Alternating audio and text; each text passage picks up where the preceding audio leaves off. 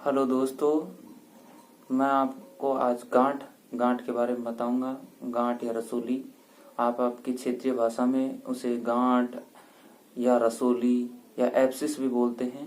तो मैं उसी के इलाज के बारे में बात करूंगा।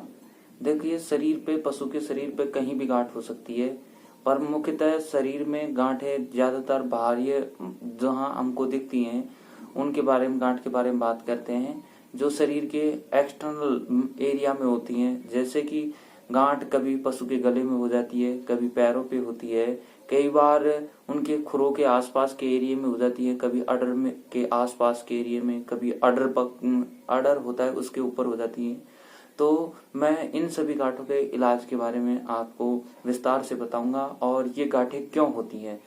देखा होगा कि आपने पशुओं के गांठें हो जाती हैं, कई बार एक गांठ से कई गांठें भी हो जाती हैं, कई बार गांठें 1 2 3 4 नहीं, कई बार समूह के रूप में हो जाती हैं, एक मिट जाती है, कभी दोबारा हो जाती है। तो आपको इसके बारे में विस्तार से बताएंगे कि गांठों को ठीक कैसे करें। तो देखिए, गांठों को ठीक करने के लिए अपन सबसे पहले तो उसका कारण जानेंगे कि भाई गांठें होती क्यों है। तो देखो, गांठें होने का कारण होता है कि पशु के शरीर में मिनरल की कमी है। मिनरलों की कमी होने की वजह से कि उस शरीर में गांठें उत्पन्न होती हैं। सबसे महत्वपूर्ण मिनरल है आयोडीन। अगर शरीर में आयोडीन की कमी होगी तो गले की जैसे गांठें ज्यादा होंगी। तो ये आयोडीन की मात्रा आपको डेली खिलानी होगी, या आयोडीन पाउडर फॉर्म में आता है उसे खिलाएं पशु को, या फिर आयोडीन के लिए आयोडीन का टाटा नमक आता है उसको पशु के चारे में खिलाएं।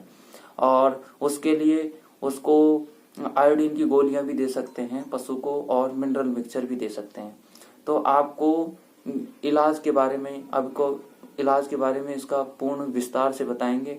अब इसका इलाज हम कई तरीकों से कर सकते हैं। पहला तो होता है देसी नुस्खों से, और दूसरा होता है होम्योपैथिक दवाइयों के द्वारा, और तीसरा होता है कि एलोपैथियों से। तो आपको मैं बताऊं, गांठ, पहला इलाज ये है कि गांठ जिस एरिया में हुई है उसका ये पता लगाएं कि ये गांठ लगभग कितने दिनों की होगी। अगर मान लो प्राइमरी स्टेज में है तो गांठ को अपन उसको वहीं दबाकर खत्म किया जा सकता है।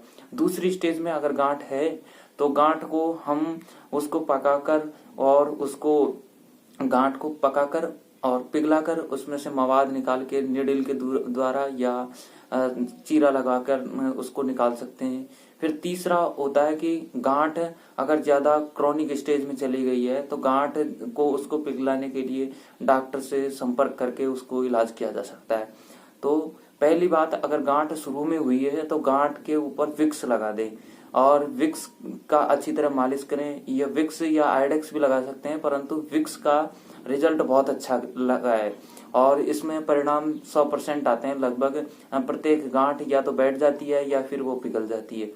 तो दूसरा तरीका होता है कि गांठ के ऊपर आप नीम या नींबू के पत्ते दोनों को बराबर बराबर मात्रा में, जैसे 50% नींबू के पत्ते, 50% नीम के पत्ते, 5 पत्ते नीम के, 5 पत्ते नींबू के, इनको मिलाकर हल्का सा गर्म करके, और पशु के गर्दन या जहां घुटने के आसपास एरिया में जहां भी गांठ है या जो रसोली है उसके ऊपर उसको बांध दे। बांधने के बाद में वो 2-3 दिन में वो पिघल जाएगी। पिघलने के बाद में आप उसका डॉक्टर से या स्वयं उसमें से चीरा लगाकर निकाल सकते हैं मवाद को। और तीसरा तरीका है या डंडा थोर।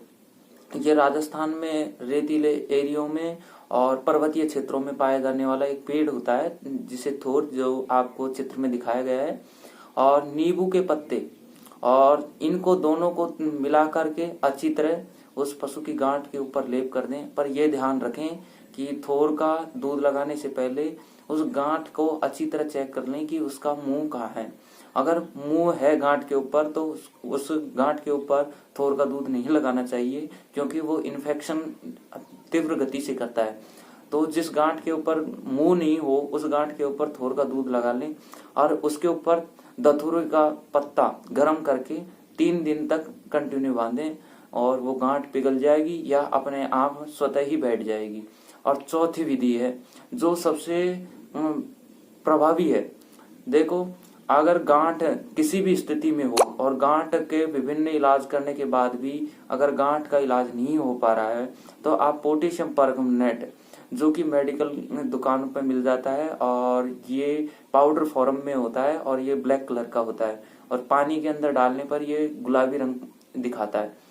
तो आप पोटेशियम परमनेट का इस पाउडर को उस गांठ के ऊपर पानी के छिड़काव देकर बांध सकते हैं और ये गांठ लगभग काली हो जाएगी वो, क्योंकि वो एक जलन उत्पन्न करता है जिससे गांठें जलने लगती हैं धीरे धीरे और ट्यूमर पिघल जाता है और अपने आप गांठ स्वतः ही बैठ जाती है या नष्ट हो जाती है। तो आप इस पोटेशियम परमनेट का इलाज बड़ी सावधानी पूर्वक करें। ये आपके हाथों को अभिरंजित कर सकता है। अभिरंजित का मतलब आपके हाथों को काला कर सकता है रंग में और ये आपके हाथों को भी जला सकता है, परंतु इसके लिए आप सेफ्टी के लिए ग्लव्स पहन सकते हैं, दस्ताने पहन सकते हैं, फिर उसके बाद में इसको यूज कर सकते हैं। और किसी भी प्रकार की कोई गांठ है मान लो नहीं मिट रही है तो ये एक रामबाण है।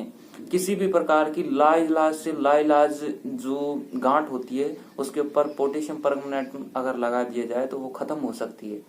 और 5वीं विधि है डॉक्टर से, आप इस विधि को डॉक्टर से करा सकते हैं, डॉक्टर की अनुमति से करा सकते हैं।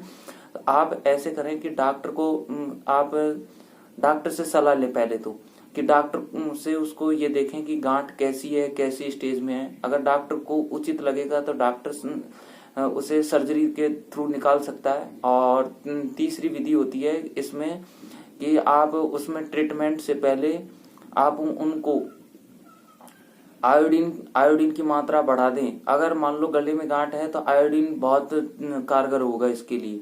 और उस गांठ में चीरा लगवाने से पहले डॉक्टर से सलाह जरूर लें। और चीरा आप स्वयं नहीं लगाएं, क्योंकि चीरा लगाने से उस गांठ के अंदर इन्फेक्शन हो जाएगा और इन्फेक्शन किसी भी प्रकार का इन्फेक्शन किसी भी शरीर में इन्फेक्शन उत्पन्न होने से बहुत सारे रोगों को जन्म देता है, जिससे पशु बीमार हो सकता है। टिटनेस जैसी गंभीर बीमारियां हो सकती हैं और अगर घाव पड़ गया तो घाव के अंदर कीड़े भी हो सकते हैं। इसलिए आप उसे सावधानी पूर्वक उसका इलाज कराएं। और इसके लिए आप प्रेग्निसोलोन इंजेक्शन यूज में ले सकते हैं, परंतु डॉक्टर की सलाह से यूज में लें।